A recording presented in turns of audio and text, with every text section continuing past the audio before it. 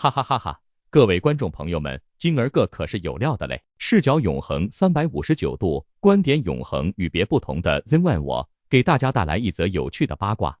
有网友偶遇到王一博大神在打高尔夫哦，哎呦喂，这身材，这颜值，让我想起了那句古希腊哲学家亚里士多德的名言：美无处不在啊！又跑题了，我们继续聊王一博。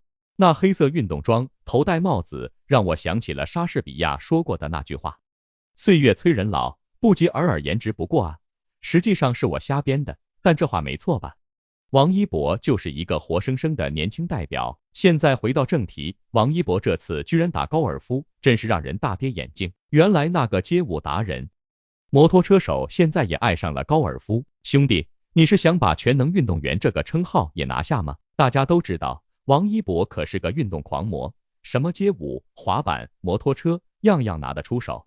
可是没想到，这个小哥哥是真的喜欢上了高尔夫。这小子之前还在街舞总决赛舞台上秀了一下高尔夫动作，谁知道那会儿预言的竟然成真了，真是应了那句话，当你热爱的东西碰上王一博，他会让这东西变得更美好。说到底，我们的王一博也不是全能的，嘿嘿。之前有网友爆料说怀了他的孩子，你说这世道怎么搞的？这种荒唐事都有。这位造谣者最后买单了，法律制裁了，道歉了，这就是把一己私欲弄成全世界的笑柄。这事最后那造谣者自己倒霉了，得道歉还得承担法律责任。记住哦，不要跟着胡说八道啊！而且微博之夜这么大的阵仗，王一博竟然不去，是不是想着，嘿，让我看看这帮流量小鲜肉能搞出点啥花样？结果啥花样也没搞出，居然引发了满屏王一博的画面，让人感慨，这娱乐圈就剩王一博了吗？真是叫人啼笑皆非啊！说这内地娱乐圈怎么就剩王一博了呢？那么多流量明星加入，咋就还是比不过一个王一博的热度呢？啊哈哈，那可是因为王一博可是娱乐圈中的超级黑洞，吸纳了那么多的粉丝，还有那些搅局的黑粉，引来一大堆的争议话题。今天就给大家好好讲讲啥叫影视歌宗4期明星。没错，说的就是王一博。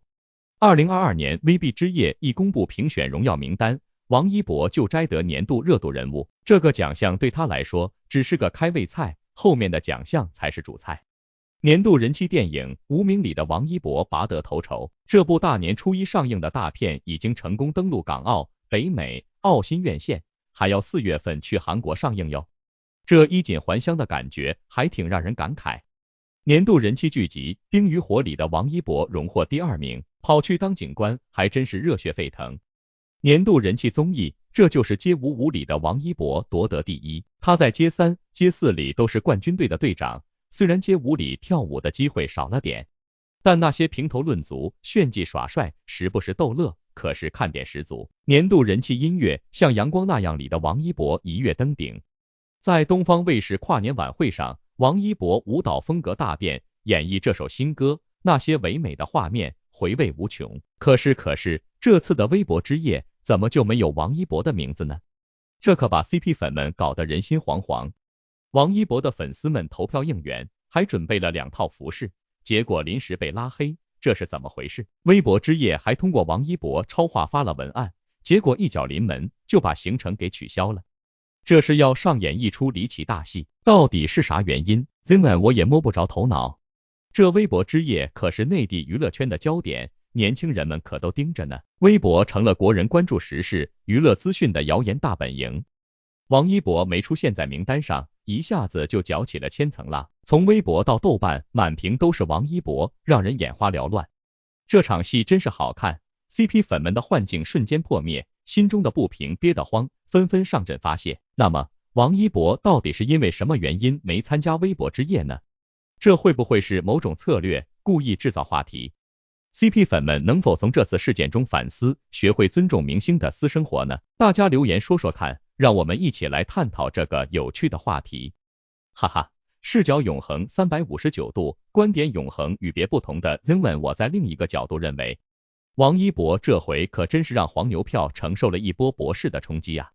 不出场，票就瞬间像崩盘一样没人要了。你说这位顶流小金猪儿是不是真的有点过分了呢？为了经济利益，这网友们可都把王一博当成了讨论的宝贝。但话说回来，王一博这次不参加活动，确实让人心塞。毕竟他的新剧《长空之王》下个月底就要上映了，五一档这么重要的档期，竟然不参加微博之夜，这也太不顺理成章了吧？那为啥呢？有人猜测，这家伙可是忙得不可开交，正在拍新剧《光明之路》呢，哪有时间去晃荡？嗨嗨，这是真的。王一博得先赶紧把这部戏拍完，才能抽出时间来宣传他的新片子。关于王一博会不会去的话题，在网上可谓是搅得人心惶惶。最后，王一博的对接人员终于给出了明确的回应：勿信，不去。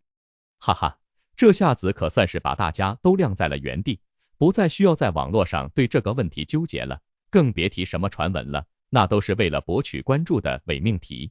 王一博如今可是需要降温的时候了，这种活动不去，热度还这么高，要是真去了，那可咋办呢？他现在可是需要降低那些不必要的热度，提升高质量出镜率，这才是王道。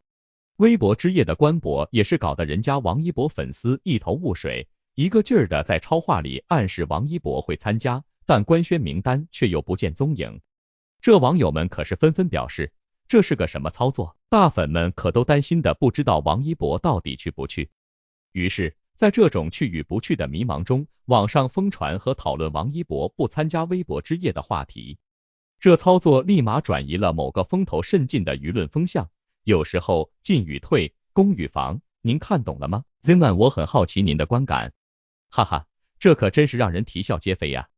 当然了，实话实说，这位博哥可是忙到不行哦，工作强度大到连他的粉丝们都表示，我们家博哥能歇歇就歇歇吧，何况那微博之夜，那不过是给流量明星分猪肉的游戏罢了，哪里值得博哥走上红毯呢？咱们说说那些奖项吧，真是说得好，金子不是从这些奖项里长出来的。博哥在2021年就已经拿下了微博年度热度人物，这么有底气的博哥，即使再去微博之夜，也只是在炫耀自己的光环罢了。亲爱的观众朋友们，你们知道吗？即使王一博穿着最光鲜亮丽的衣服站在舞台上，给平台带来再多的流量，他在平台的待遇也不会改变，该有的黑热搜一个也不会少。2023年还没过去，博哥已经经历了多少风风雨雨，学历被黑，恋情被黑，番位被黑，甚至还有人造谣他有个孩子，这种事情都能上热搜，那真是让人叹为观止。王一博可是个不靠任何资本吃百家饭的艺人哦，他与各大平台都有合作，不是资源置换，而是单纯各有合作。这样的博哥可是让那些阵营内的艺人眼红不已呢。但在这个让所有艺人发言的平台上，博哥的词条却是带有引导性的。可怜的博哥，别人家的孩子都有资本垫背，他却只能靠自己。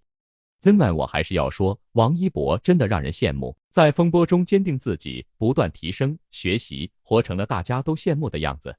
这样的王一博，怎么能不让人喜欢呢？那么，你们觉得王一博能在这个充满风波的娱乐圈中一直保持自己的初心吗？如果博哥参加微博之夜，你们觉得他会不会因为平台的待遇问题而感到气馁？你们是否认为博哥有更好的方式来与粉丝们互动，而不是参加这些所谓的颁奖典礼？亲爱的观众朋友们，请大家在下方留言区写下你们的看法和回答，让我们一起来讨论这个有趣的话题。视角永恒359度，观点永恒与别不同的 Zenman， 我认为谣言大本营这儿不仅专业溜粉，还专门炒作小道消息。老杨紫琼拿了个奥斯卡后，娱乐圈女明星们瞬间开始翻牌子、分梯队。听说赵丽颖这位电视剧女王也被卷入其中，他们这群人排位竟然比亚里士多德的逻辑学还复杂。近日，赵丽颖在云南拍摄电影《虎狼之路》，这部片子的宣传居然来了个 Q 冯德伦的大招，就像莎士比亚说的 All the world's a stage, and all the men and women merely players。 我们这帮明星都成了舞台上的棋子，制片方官微拉黑后又关注，玩的可谓是脱裤子放屁，非要搞这么多花里胡哨。赵丽颖的演技没得说，实力派。从2018年的《西游记女儿国》到现在，为了结婚生娃，她的事业休息了好几年。如今在电影《虎狼之路》中复出，这部片子讲述了因孩子被拐而聚在一起的3位家长的故事。男主角是老搭档肖央，搞笑的是冯德伦居然被传是配角，这宣传手法，你说是不是搞笑的让人想笑？Zenman我认为这官微很快又清空了所有的微博，虽然没搞出什么大动静，但热度还是上来了。据说这部电影2024年上映，豆瓣上还有冯德伦的名字，但排在赵丽颖、肖央之后。赵丽颖的草根出身让她更接地气，从土里土气的造型到现在可塑性越来越高，演中年妇女也能入木三分，演大学生也能栩栩如生。这位女神离婚后事业重新起航，人气还没以前火，电影宣传方不得不 Q 冯德伦的名字来制造热度。但话说回来，赵丽颖的实力依旧摆在那里，过不了多久她肯定能用真金白银的最高殊荣证实自己超一线女星地位以及大青衣的潜质，用更多的优质作品来回馈粉丝，才能拴住粉丝们的胃口，毕竟行行重行行，与君生死与共这些年的起起落落都让人感慨万分。所以呢，Zenman我在这里提醒各位观众朋友，当看到这种奇葩的炒作手法时，一定要保持理智，不要随波逐流。正所谓路漫漫其修远兮，吾将上下而求索。我们都要做一个有批判思维的观众。这些炒作最喜欢搞得大家疑神疑鬼，其实要相信好演员的实力就好了。那么问题来了，他的电影，他的电视，您更期待哪个呢？未来的作品，您更期待那些变化呢？请大家留言、写评论、回答问题，互动起来，让我们一起分享有趣的心声。谢谢大家。话说在这个盛产各种溜饼溜粉的时代，Zenman我觉得这古装剧市场也算是雷打不动、红利悠悠的基本盘。古装剧嘛，像个家常便饭，从《楚乔传》的大女主，到《庆余年》的大男主，再到《陈情令》的双男主，没想到双女主也能玩出新花样，可真是像 Zenman我常说的，视角永恒359度，观点永恒与别不同啊。话说最近有一部古装双女主剧要宣发了，听闻赵丽颖和杨紫要联手来领衔，这不禁让 Zenman我想起了那句古希腊哲学家亚里士多德的名言：友谊是一个灵魂寓于两个躯体之中，这俩女主吗？一个如日中天的85小花领袖，一个90后小花界的新星，这不就是双剑合璧的完美诠释吗？您真的期待吗？赵丽颖这位大佬吗？凭借《花千骨》《楚乔传》成名，她就像是古装剧新类型的鼻祖，而杨紫这位90后小花，从童星起家，演艺生涯可谓丰富。她就是那位脱颖而出的新晋领军人物。最近有一部名为《演月》的古装双女主剧正在筹备当中，赵丽颖和杨紫这两位女主合体，热度和人气简直要冲破天际，观众们可谓是欣喜若狂。如莎士比亚所说，人生如戏，全靠演技嘛，这俩女主演技可都是没得说的。当然了，这部《演月》虽然定位为双女主剧，但是男主也不能马虎，所以还请来了两位人气男星加盟，刘学义和谭健次。这两位新晋小哥哥不仅颜值在线，演技也是杠杠的，让人不禁想起了那句古话：英雄豪杰，美女如云。这不就是赵丽颖、杨紫、刘学义和谭健次这4位演员在《演月》里的写照吗？好了，现在这部《演月》已经开始预热了，4位主演赵丽颖、杨紫、刘学义、谭健次也纷纷曝光，相信不久后就会有更多更详细的资讯传出。不过 Zenman 我不禁要问问观众朋友们，这部《演月》能否掀起一波新的古装剧热潮呢？会不会成为咱们的下一个追剧对象呢？还是说会遭遇意想不到的困境呢？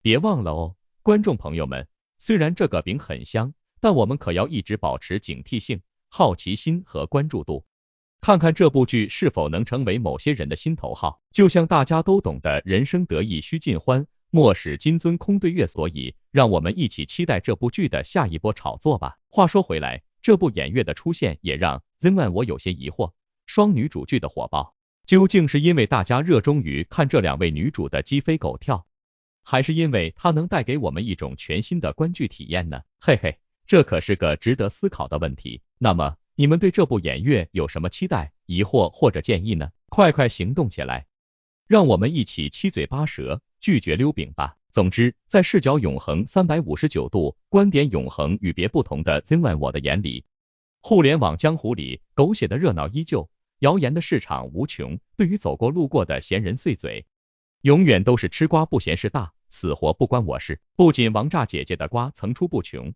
王炸弟弟王一博照样还在荒野江湖中破浪前行，不禁让人想起莎士比亚名句：人生就像一场舞台剧，每个人都在上演自己的角色，就像3月16日全网热嗨一样。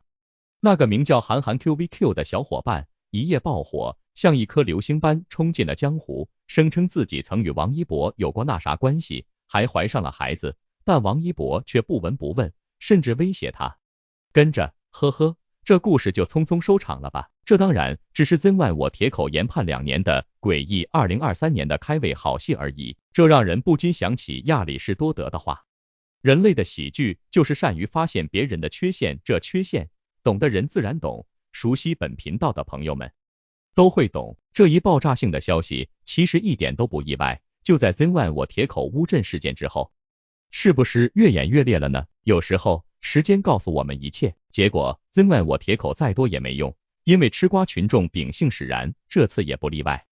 吃瓜不嫌事大的瓜友们纷纷围观，虽然王一博方面第一时间出来澄清，但吃瓜群众还是摆好马扎，准备好瓜子，坐等世纪大瓜。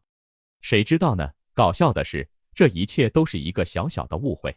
那个韩寒 QVQ 发的所谓亲密照和孕肚照，居然都是盗用的，这让人想起了莎士比亚的名句：人生如戏，全靠演技，视角永恒359度，观点永恒，与别不同的 ZY 我前面提到了。3月17日，韩寒 QVQ 跳出来道歉，承认自己口嗨，表示要注销账号。请注意，此时此刻缘起缘灭前后才不到24小时啊！江湖变幻莫测，这不是又一个好戏开始了吗？